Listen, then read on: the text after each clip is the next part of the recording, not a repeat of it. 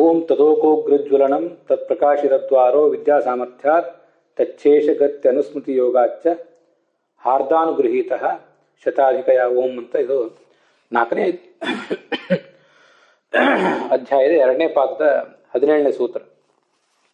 ಹೃದಯಾಗ್ರ ಜ್ವಲನಾಧಿಕರಣ ಅಂತ ಈ ಅಧಿಕರಣ. ಉತ್ಕ್ರಮ್ಯ ಮಾನುಷಾ ಮುಕ್ತಿಂ ಯಾಂತಿ ಅಂತ ಆಚಾರ್ಯರು ಅದರ ಅರ್ಥವನ್ನು ಸಂಗ್ರಹಿಸಿದ್ದಾರೆ. ರಾಘವೇಂದ್ರ ಸ್ವಾಮಿಗಳು ಎತ್ತೋ ಮನುಷ್ಯಾಣಂ ಅಂತ 18ನೇ ಗದ್ಯ ಭಾಗದಲ್ಲಿ ಅದನ್ನು ವಿವರಿಸ್ತಾ ಇದ್ದಾರೆ.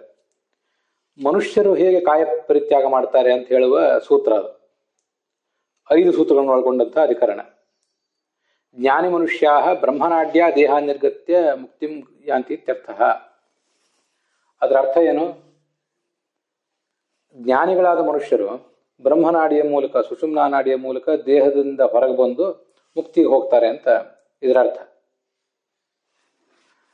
ಅದರ ಉತ್ಕ್ರಾಂತಿ ಕಾಲೇ ಬ್ರಹ್ಮಸೂತ್ರ ಭಾಷ್ಯದಲ್ಲಿ ಉತ್ಕ್ರಾಂತಿ ಕಾಲೇ ಹೃದಯಸ್ಯ ಅಗ್ರೆ ಜ್ವಲನಂ ಭವತಿ. ಆತ ಶರೀರವನ್ನು ಬಿಟ್ಟು ಹೋಗುವಾಗ ಹೃದಯಾಗ್ರದಲ್ಲಿ ಒಂದು ಬೆಳಕು ಹುಟ್ಟುತ್ತದಂತೆ. ಎಲ್ಲ ಥರದ ಜ್ಞಾನವನ್ನು ಅವನು ಪಡ್ಕೋತಾನೆ. ಅವನು ಜ್ಞಾನಿ ಆಗಿದ್ರು ಕೂಡ, ಈಗಾಗಲೇ ಅವನಿಗೆ ಅಪರೋಕ್ಷ ಜ್ಞಾನ ಬಂದಿದ್ರು ಕೂಡ, ಅಪರೋಕ್ಷ ಜ್ಞಾನ ಬಂದ ಮೇಲೂ ಅನೇಕ ಸಾರಿ ಹುಟ್ಟಿ ಅನೇಕ ಸಾರಿ ಸಾಯ್ತಾ ಇರ್ತಾನೆ. ಆದರೂ ಆಗೆಲ್ಲ ಅವನಿಗೆ ಕೂಡಲೇ ಮೋಕ್ಷ ಆಗೋದಿಲ್ಲ.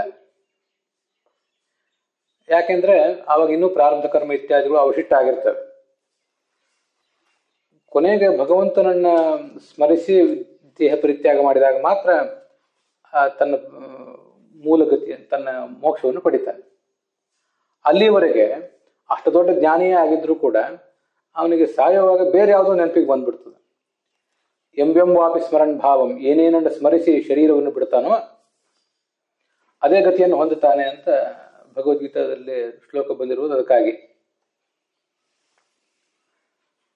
ಮತ್ತೆ ಆಚಾರ್ಯರು ನಿನ್ನ ಮಾರ್ಗವನ್ನು ತಿಳಿಸ್ತಾರೆ. ಛಾಂದೋಗ್ಯ ಉಪನಿಷತ್ನಲ್ಲಿ ಆ ಮಾತು ಬಂದಿದೆ. ಹೃದಯಸ್ಥೇನೈವ ಹರಿಣ ತಸ್ಯೈವ ಅನುಗ್ರಹೇಣತೋ ಉತ್ಕ್ರಾಂತಿರ್ ಬ್ರಹ್ಮರಂಧ್ರೇಣ ತಮೇವ ಉಪಾಸತೋ ಭವೇತ್. ಹಾರ್ದಾನುಗೃಹೀತ ಅಂತಿದೆ. ಹೃದಯದಲ್ಲಿರುವ ಭಗವಂತನ ಅನುಗ್ರಹದಿಂದ, ಹೃದಯಸ್ಥನಾದ ಶ್ರೀಹರಿಯ ಅನುಗ್ರಹದಿಂದ ಅವನನ್ನು ಉಪಾಸನೆ ಮಾಡಿದಂತಹ ಬ್ರಹ್ಮಜ್ಞಾನಿಗೆ ಬ್ರಹ್ಮದ್ರಂಧ್ರದಿಂದ ಉತ್ಕ್ರಾಂತಿ ಆಗ್ತದೆ. ಸಾಮಾನ್ಯವಾಗಿ ಉತ್ಕ್ರಾಂತಿ ಅಂದ್ರೆ ಅದೊಂದು ಗಮನ ಮಾತ್ರ. ಆದರೆ ಇಲ್ಲಿ ಉತ್ಕ್ರಾಂತಿ ಅನ್ನೋ ಒಂದು ಪಾರಿಭಾಷಿಕ ಶಬ್ದ. ಅದು ಎಲ್ಲರಿಗೂ ಶರೀರದಿಂದ ಹೋದವರೆಲ್ಲರಿಗೂ ಉತ್ಕ್ರಾಂತಿ ಅಂತ ಹೇಳಲಿಕ್ಕೆ ಬರೋದಿಲ್ಲ. ಒಂದು ನಿರ್ದಿಷ್ಟವಾದ ವರ್ಗಕ್ಕೆ ಮಾತ್ರ ಉತ್ಕ್ರಾಂತಿ. ಕಾಟಕದಲ್ಲಿ ಹೀಗೆ ಬಂದಿದೆ. ಶತಂ ಚೈಕ ಹೃದಯಸ್ಯ ನಾಡ್ಯ, 101 ನಾಡಿಗಳಿರ್ತವೆ. ಅದರಲ್ಲಿ ಅವೆಲ್ಲ ತಲೆಯವರೆಗೂ ಹರಡಿರ್ತವೆ. ಒಂದು ತಲೆಯವರೆಗೂ ಹರಡಿದೆ ಅದರಲ್ಲಿ 100 ನಾಡಿಗಳ ಪೈಕಿ. ಆ ನಾಡಿಯ ಮೂಲಕ ಶರೀರದಿಂದ ಮೇಲಕ್ಕೆ ಹೋದ್ರೆ ಮೋಕ್ಷವನ್ನು ಹೊಂದುತ್ತಾನೆ. ತಯಾ ಊರ್ಧ್ವಮಾಯನ್ ಅಮೃತತ್ವಮೇತಿ ವಿಶ್ವಂಗ್ ಅನ್ಯ ಉತ್ಕ್ರಮಣೆ ಭವಂತೆ. ಬೇರೆ ನಾಡಿಗಳಿಂದ ಏನಾದರೂ ಹೊರಗೆ ಹೋದ್ರೆ ಅದು ಇತರ ಲೋಕಕ್ಕೆ ಪ್ರಾಪ್ತಿಗೆ ಕಾರಣ ಆಗ್ತದೆ ಅಂತ ಹೀಗೆಲ್ಲ ವ್ಯತ್ಯಾಸ ಇದೆ. ಜ್ಞಾನಿಯಾದವನು, ಜ್ಞಾನಿಯ ವರ್ಣಕ್ಕೂ ಅಜ್ಞಾನಿಯ ವರ್ಣಕ್ಕೂ ವ್ಯತ್ಯಾಸ ಇದೆ. ಜ್ಞಾನಿಯಾದವನು ಬ್ರಹ್ಮರಂಧ್ರದ ಮೂಲಕ ದೇಹದಿಂದ ಹೊರಗೆ ಹೋಗ್ತಾನೆ. ಆದ್ರಿಂದ ಹೃದಯದ ಅಗ್ರಭಾಗದಲ್ಲಿ ಒಂದು ಬೆಳಕು ಕಾಣಿಸ್ತದೆ, ಸುಷುಮ್ನಾ ನಾಡಿಯ ದ್ವಾರ ಕಾಣಿಸ್ತದೆ. ಮತ್ತೆ ಗುರುಗಳಿಂದ ಜ್ಞಾನಿಗೆ ಆ ಮಾರ್ಗದ ಉಪದೇಶ ಆಗಿರ್ತದೆ, ಅನುಗ್ರಹ ಆಗಿರ್ತದೆ. ಹಾಗೆಲ್ಲ ಸ್ಮರಣ ಮಾಡಿಕೊಂಡು ಅಲ್ಲಿಂದ ಅವನು ಮುಂದೆ ಹೊರಟು ಹೋಗ್ತಾನೆ. ಹೀಗೆಲ್ಲ ಅಲ್ಲಿ ವಿಷಯ ಬಂದಿದೆ. ಜ್ಞಾನಿ ಉತ್ಕ್ರಾಮಂತಿ ಮಾನುಷಾಹ ಇತ್ಯೇವ ವಾಚ್ಯೆ ಮುಕ್ತಿಂ ಯಾಂತಿ ಇತ್ಯನ್ವಯ ಇತ್ಯುಕ್ತಿ ಮುಕ್ತಿಗಮನೆ ಏವ ಉತ್ಕ್ರಮಣಂ ಅನ್ಯದಾತು ನೈವಂ. ಇಲ್ಲಿ ರಾಘವೇಂದ್ರ ಸ್ವಾಮಿಗಳು ತತ್ವಮಂಜರಿದ ವಾಕ್ಯ ಓದ್ತಾ ಇದ್ದೇನೆ ಈಗ. ಉತ್ಕ್ರಾಮಂತಿ ಮನುಷ್ಯರು ಉತ್ಕ್ರಮಣ ಮಾಡ್ತಾರೆ ಅಂತ ಹೇಳ್ಬೋದಿತ್ತು. ಮುಕ್ತಿಂ ಯಾಂತಿ, ಉತ್ಕ್ರಮಿಸಿ ಮತ್ತೆ ಮುಕ್ತಿಯನ್ನು ಹೊಂದ್ತಾರೆ ಅಂತ ಯಾಕೆ ಹೇಳಿದ್ದಾರೆ? ಆ ಥರ ಹೇಳಲಿಕ್ಕೆ ಏನು ಕಾರಣ ಅಂತ ಒಂದು ನಮ್ಗೆ ಜಿಜ್ಞಾಸೆ ಬರ್ಬೋದು. ಅದಕ್ಕೆ ಈಗ ಉತ್ತರ ಇದೆ. ಬ್ರಹ್ಮನಾಡಿಯ ಮೂಲಕ ಉತ್ಕ್ರಮಣ ಹೊಂದಿದಾಗ ಆವಾಗಲೇ ಅವರಿಗೆ ಮೋಕ್ಷಕ್ಕೆ ಹೋಗೋ ಸಂದರ್ಭದಲ್ಲೇ ಬ್ರಹ್ಮನಾಡಿಯಿಂದ ಹೋಗ್ತಾರೆ ಹೊರತು ಬೇರೆ ಸಂದರ್ಭದಲ್ಲಿ ಬ್ರಹ್ಮನಾಡಿಯಿಂದ ಅವರು ಹೊರಗೆ ಹೋಗೋದಿಲ್ಲ ಅಂತ ತಾತ್ಪರ್ಯ ಇದೆ. ಮುಕ್ತಿಗಮನೆ ಏವ ಉತ್ಕ್ರಮಣ, ಬೇರೆ ಎಲ್ಲ ಸಂದರ್ಭದಲ್ಲಿ ಅದು ಉತ್ಕ್ರಮಣ ಅಲ್ಲ, ಸುಮ್ಮನೆ ಹೊರಗೆ ಹೋಗೋದು ಅಷ್ಟೇ. ಅದು ತಯಾ ಊರ್ಧ್ವಮಾಯನ್ ಅಮೃತತ್ವಮೇತಿ ವಿಶ್ವಗನ್ಯಾ ಉತ್ಕ್ರಮಣೆ ಭವಂತಿ, ಕಾಟಕೋಪನಿಷತ್ತಿನ ಮಾತು. ಈಗ ನಾವು ನೋಡ್ತಿರುವ 17ನೇ ಸೂತ್ರದಲ್ಲಿ ಅದನ್ನು ಉದ್ಧರಿಸಿದ್ದಾರೆ ಆಚಾರ್ಯ. ಆ ಬ್ರಹ್ಮನಾಡಿಯ ಮೂಲಕ ಹೋದ್ರೆ ಮೋಕ್ಷ, ಬೇರೆ ನಾಡಿ ಅನ್ಯಾಹ ಬೇರೆ ನಾಡಿಯ ಮೂಲಕ ಹೋದ್ರೆ ಅದು ಸುಮ್ಮನೆ ಬೇರೆ ಲೋಕಗಳಿಗೆ ಹೋಗೋದಷ್ಟೇ. ಇಲ್ಲಿ ಮಾನುಷಾಹ ಅಂತ ಬಂದಿದೆ ಅಲ್ಲ, ಉತ್ಕ್ರಮ್ಯ ಮಾನುಷಾಹ ಮುಕ್ತಿಂ ಅಂತ. ಮಾನುಷಾಹ ಅಂತ ಹೇಳುವುದರ ಅಭಿಪ್ರಾಯ ಏನು? ಅದು ಪ್ರಾಯಿಕತ್ವ. ಎಲ್ಲಾ ಮನುಷ್ಯರು ಹಾಗೆ ಹೋಗ್ತಾರೆ ಅಂತಿಲ್ಲ. ಕೆಲವು ಮನುಷ್ಯರು ಆ ಉತ್ಕ್ರಮಣ ಮಾಡಿಕೊಂಡು ಮುಕ್ತಿಗೆ ಹೋಗ್ತಾರೆ. ಇನ್ನು ಕೆಲವರಿಗೆ ಆ ಉತ್ಕ್ರಮಣದ ಮೂಲಕ ಮುಕ್ತಿ ಇಲ್ಲ ಅಂತ ಹೀಗಾದ್ರೆ ಅರ್ಥ ಆಗ್ತದೆ. ಅದಕ್ಕೆ ಮುಂದೊಂದು ಸೂತ್ರ ಇದೆ, ಯಹೈವ ಕೇಚಿತ್ ಮುಚ್ಚಂತೆ ನೋತ್ಕ್ರಾಮತಿ ಕದಾಚನ ಅಂತ ಒಂದು ಸೂತ್ರ ಭಾಷ್ಯದ ವಾಕ್ಯ ಇದೆ. ಅದು 4ನೇ ಅಧ್ಯಾಯದಲ್ಲಿ 4ನೇ ಪಾದದಲ್ಲಿ ಬರುವಂತ ಸೂತ್ರ. ಪ್ರತ್ಯಕ್ಷೋಪದೇಶಾದಿತಿ ಚೇನ್ನ ಆಧಿಕಾರಿಕ ಮಂಡಲಸ್ಥ ಹೋಗ್ತೇ ಅಂತ 4-4-19 ಆ ಸಂಖ್ಯೆನಲ್ಲಿ ಬರ್ಕೋಬೇಕು. ಆ ಸೂತ್ರದಲ್ಲಿ ಈ ಮಾತು ಬಂದಿದೆ, ಅಹೀವ ಕೇಚಿನ್ ಮುಚ್ಚಂತೆ ನೋತ್ಕ್ರಾಮಂತಿ ಕದಾಚನ ಅಂತ. ಕೆಲವರಿಗೆ ಉತ್ಕ್ರಮಣ ಅಂತ ಅನ್ನೋದಿಲ್ಲ. ಅಲ್ಲೇನು ಬಂದಿದೆ ವಿಷಯ? ಗರುಡ ಪುರಾಣದ ಮಾತವೆಲ್ಲ. ಉಕ್ತಂಚ ಗಾರುಡೆ ಆತ್ಮೇತ್ಯವ ಪರಂ ದೇವ ಉಪಾಸ್ಯ ಹರಿಮವ್ಯಯಂ ಕೇಚಿದ ಅತ್ರೈವ ಮುಚ್ಚಂತೆ ನೋತ್ಕ್ರಾಮಂತಿ ಕದಾಚನ ಅಂತ.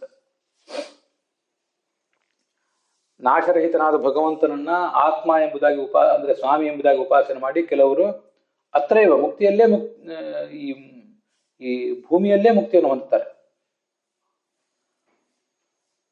ಅಂತದ್ರ ತಾತ್ಪರ್ಯ. ಅಲ್ಲಿ ಒಂದು ವ್ಯತ್ಯಾಸ ಇದೆ. ಅಥವಾ ಕಿಮುನೋಕ್ತಿ ಅಥವಾ ಬಹುನೋಕ್ತೇನ ಯಾವತ್ ಶ್ವೇತ ಕಿಮನಾ ಬಹುನೋಕ್ತೇನ ಯಾವತ್ ಶ್ವೇತಂ ನ ಗಚ್ಚತೆ ಯೋಗಿ ತಾವನ್ನ ಮುಕ್ತ ಸ್ಯಾತ್ ಅಂತ ಒಂದು ಮಾತಿದೆ. ಪ್ರಾಯ ಗೀತಾ ಪ್ರಸ್ಥಾನದಲ್ಲಿ ಬರ್ತದೆ.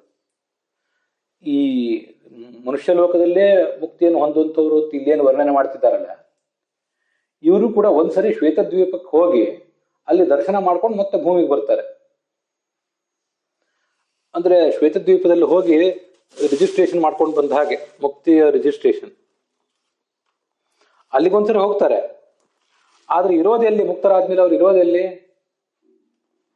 ಅವ್ರು ಮತ್ತೆಲ್ಲೋ ಶ್ವೇತದ್ವೀಪ ಅನಂತಾಸನ ವೈಕುಂಠಗಳಲ್ಲಿ ಖಾಯಮಾಗಿ ಇರೋದಿಲ್ಲ, ಮತ್ತೆ ಭೂಮಿಗೆ ಬರ್ತಾರೆ. ಅತ್ರೈವ ಮುಚ್ಚಂತೆ ನೋತ್ಕ್ರಾಮಂತಿ ಕದಾಚನ. ಅವರಿಗೆ ಉತ್ಕ್ರಮಣ ಅಂತ ಅನ್ನೋದಿಲ್ಲ. ಭೂಮಿಯಿಂದ ಉತ್ಕ್ರಮಣ ಅವರಿಗಿಲ್ಲ. ಇಲ್ಲಿಂದ ಉತ್ಕ್ರಮಣ ಅಂದ್ರೆ ಮತ್ತೊಂದು ಲೋಕಕ್ಕೆ ಹೊರಟೋಗೋದಿಲ್ಲ, ಭೂಮಿಯಲ್ಲೇ ಅವರಿಗೆ ಸ್ಥಿತಿ. ಇನ್ನು ಕೆಲವರು ಅಂತರಿಕ್ಷ ಲೋಕದಲ್ಲಿ, ಕೆಲವರು ಸ್ವರ್ಗದಲ್ಲಿ, ಕೆಲವರು ಮಹರ್ ಲೋಕದಲ್ಲಿ, ಜನಲೋಕದಲ್ಲಿ, ತಪೋಲೋಕದಲ್ಲಿ, ಸತ್ಯಲೋಕದಲ್ಲೆಲ್ಲ ಇರ್ತಾರೆ. ಮುಕ್ತರಾದ್ಮೇಲೂ ಕೂಡ, ಮುಕ್ತರಾಗೋಕ್ಕಿಂತ ಮುಂಚೆನೂ ಇಂತಹ ಲೋಕದಲ್ಲಿ ಅನೇಕ ಜನ ಇರ್ತಾರೆ, ಅದು ವಿಷಯ ಬೇರೆ. ಆದ್ರೆ ಮುಕ್ತಿ ಹೋದ್ಮೇಲೂ ಕೂಡ ಇಂಥ ಕೆಲವು ಲೋಕಗಳಲ್ಲೇ ಇರ್ತಾರೆ. ಯೋಗ್ಯತೆಗೆ ಅನುಸಾರವಾಗಿ ಭೂಲೋಕದಲ್ಲಿರುವವರು ಕಡಿಮೆ, ಅವರು ಹೆಚ್ಚಿನ ಯೋಗ್ಯತೆ ಇದ್ದವರು ಬೇರೆ ಬೇರೆ ಲೋಕಗಳಲ್ಲಿ ಇರ್ತಾರೆ.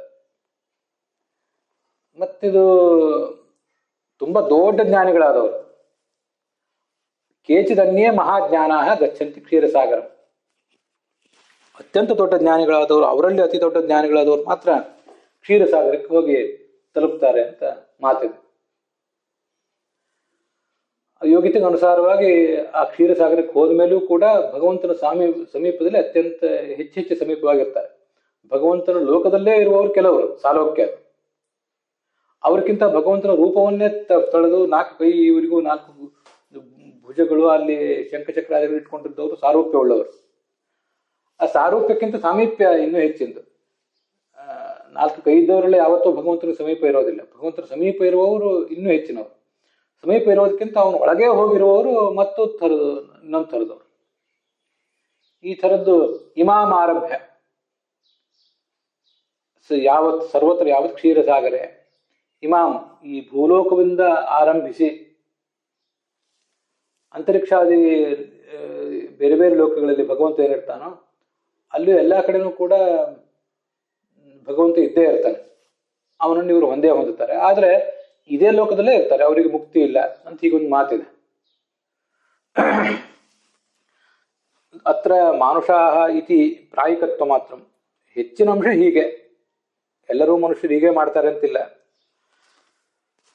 ಆದ್ದರಿಂದ ಯಹೈವ ಕೇಚಿನ್ ಮುಚ್ಚಂತೆ ನೋತ್ಕ್ರಾಮತಿ ಕದಾಚನ, ಅವರಿಗೆ ಉತ್ಕ್ರಮಣ ಇಲ್ಲ ಅಂತ ಏನೋ ಒಂದು ವಚನ ಇದೆ, ಆ ವಚನದ ವಿರೋಧ ಇಲ್ಲ.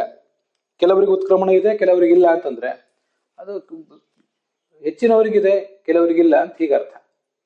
ಯದ್ವಾ ಇದಂ ವಚನಂ ಮಾನುಷ ಜೀವ ವಿಷಯಮಿತಿ ಬೋಧ್ಯಂ.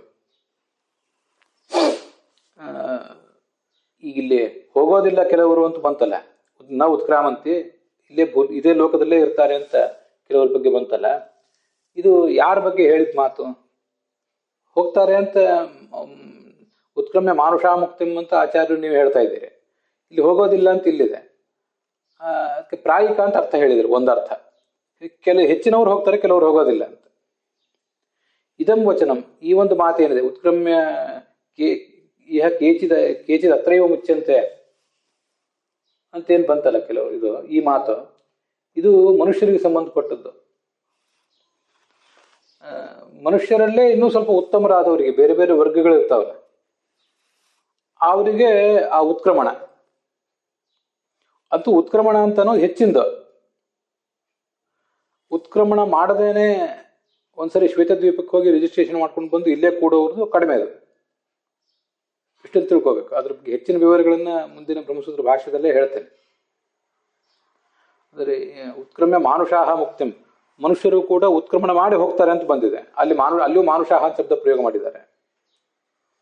ಈ ಮಾತು ಇಹೈವ ಕೇಚಿನ್ ಮುಚ್ಚಂತೆ, ಭೂಲೋಕದಲ್ಲೇ ಇರ್ತಾರೆ ಅಂತ ಏನು ಕೆಲವ್ರದ್ದು ಬಂದಿದೆ. ಹಾಗಾದ್ರೆ ಇದು ಯಾರ್ದು?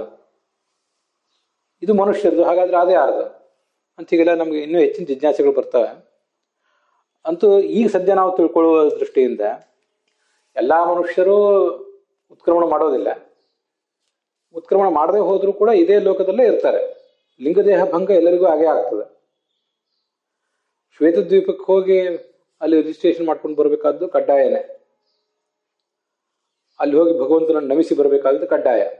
ಆದ್ರೆ ಉತ್ಕ್ರಮಣ ಎಲ್ರಿಗೂ ಆಗ್ಬೇಕಂತಿಲ್ಲ, ಅದು ಪ್ರಾಯಿಕ. ಬಹುತೇಕ ಆಗ್ತದೆ, ಕೆಲವರಿಗೆ ಆಗೋದಿಲ್ಲ ಅಂತ ಹೀಗದ್ರ ತಾತ್ಪರ್ಯ. ಅಲ್ಲಿಗೆ ಇವತ್ತಿನ ಭಾಗ ಸಮಾಪ್ತ ಆಗಿದೆ.